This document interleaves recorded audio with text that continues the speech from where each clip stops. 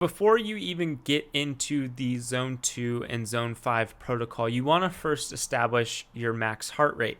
And there are a couple different ways of doing that. You can simply Google it and you'll find many articles about the best ways to achieve this. But a kind of simple overview of a few ways you could go about it is you could use the standard 220 minus your age and let that be your max heart rate. So for example, I'm 22. 220 minus my age would be 198, and 198 would be my max heart rate. And I would use a percentage of that to set my zone 2 and zone 5 heart rate zones. Another way that you could go about conducting a max heart rate assessment is by finding a laboratory near you, and you could do a VO2 max test and you could get it professionally done.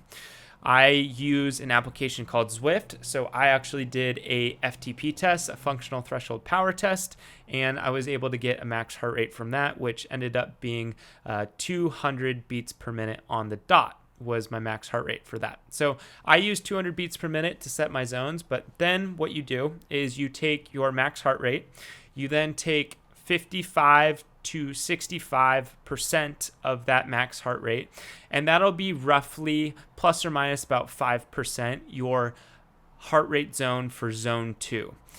You'll then do the same thing for zone 5, and for that you'll want to use 85 to 95% of that max heart rate number to set your zone 5 zone. And the reason we want to do this is we want to adhere to these zones so we develop aerobic efficiency in zone 2 and we improve our VO2 max in zone 5. And so once you have those established, we can then move on to the protocols for zone 2 and zone 5.